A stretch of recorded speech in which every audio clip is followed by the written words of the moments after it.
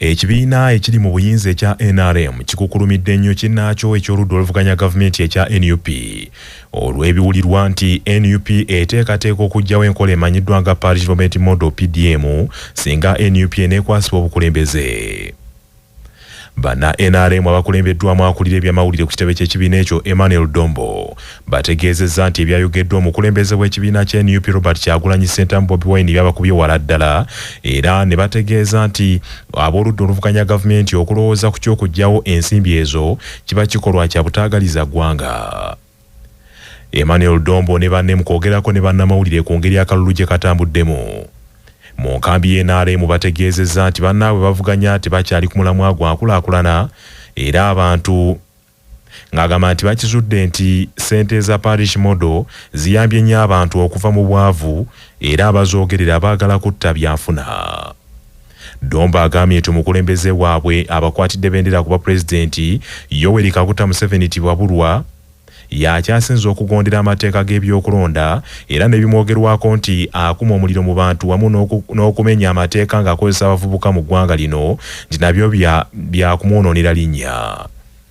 Bwe twali tutandika kampeyini eno mwami Museveni yatulagira tugondera amateeka g'ebyobufuzi n'agamba nti naye agenda kugateeka mu nkola era mulabye yonna mwami Museveni gy'atambulidde tatambudde na konvoyi okuggyako eyo emuweebwa nga pulezidenti w'eggwanga n'ababoda baagala okumukuuma bamukumira wali ku kifo nga n'atera okutuuka ne balyoka bamwegattako. Waliwo abaleese omuzaanyo mu byobufuzi nga batandika okusuubiza ebitasuubizika. Toyinza kugamba nti bw'onojja ogenda kuweera PDM abantu gye befuniramu kye bagulira magala eddiba. Emmanuel Dombo agambye nti okunoonya akalulu mu bendobendo ly'Erango okubatambulidde bulungi era bafunye kye babadde basuubira mu bantu b'Erango nga kivudde ku nkolagana NRM gy'erina n'aba Uganda People's Congress. President Museveni olwaleero tawenjezza kalulu ka bwapulezidenti era mu bendobendo ly'Erango yamalirizaayo nga kaakano waakwolekera ebbendobendo lya West Nile okwongera okuwenja akalulu mu bantu beeyo. Ebyo nga bikyali bityo poliisi ekutta abamu ku bawagizi b'ekibiina kya NUP. Abawerera ddala 29 ku bigambibwa nti baagezezzaako okuziba oluguudo ng'abakwatidde bendera ku bwapulezidenti Robert Kyagulanyi Ssentamu Bobi Wine agenda mu disitulikiti y'Emityana.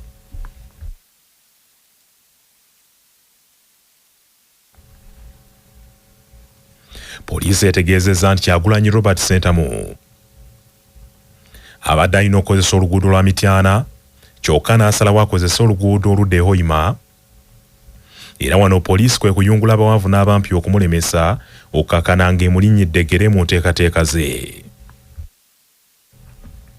Omwogezi wa poliisi mu Kampala n'emiriraano Patrick Onyango agambye nti poliisi egezezzaako okwogera n'abawagizi ba NUP kyokka ne bagaana okuwuliriza kye bagamba gye bigweredde nga 29 ku bo bakwatiddwa ne batwalibwa ku poliisi y'e Wakiso ng'okunoonyereza bwe kugenda mu maaso. Onyango asabye abawagizi ba NUP n'abawagizi bonna ababeesimbyewo ku bwapulezidenti nti bagondere amateeka agabaweebwa ab'ebyokwerinda. Naye ku kulaga obuwagizi obwo badde basiba ekkubo nga motoka ezimu nga tezisobola kuyitawo. Abakuumaddembe ne bagezako okwogera nabo nga tebawulira bakyagenda mu maaso kukola kye bakola. Abakuumaddembe ne bagezako okubagayirira bave ku kkubo ne bagaana okuva ku kkubo. Kati mu kugaana okuva ku kkubo okwo abakuumaddembe ne batandika okukwatako bamu. Bagala kukubiriza abantu mwena maddala abeesimbyewo nti mugoberere amateeka ag'ebidduka. Ebyo nga bikyali bityo akwatidde bendera y'ekibiina kya NUP Robert Kyagulanyi Ssentamu Bobi Wine olwalira asiibye mu disitulikiti y'Emityana ng'awenja akalulu n'ajjukiza abantu bonna abali mu bitundu bya Buganda nti balina amaanyi n'obusobozi okukyusa ebyafaayo bya Uganda.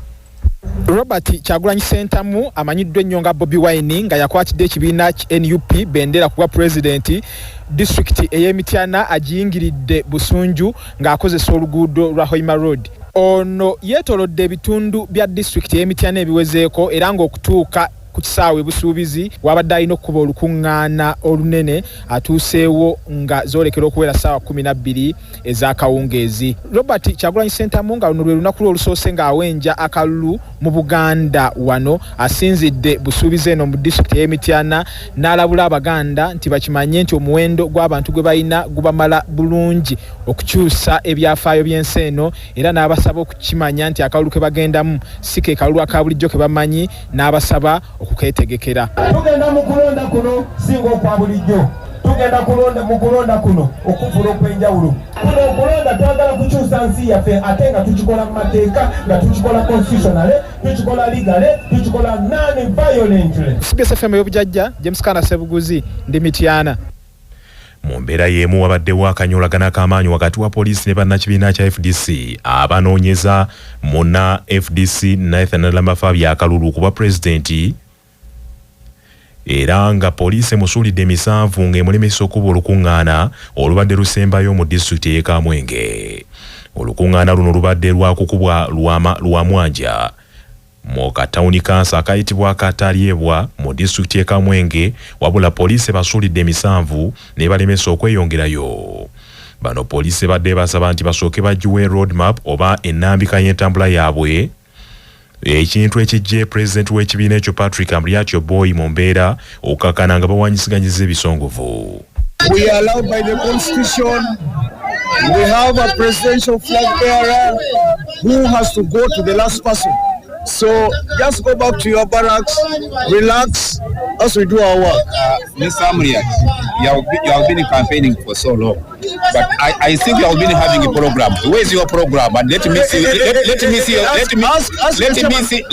your program here in Katalyebwa, where you are going to eat. Ask the chairman.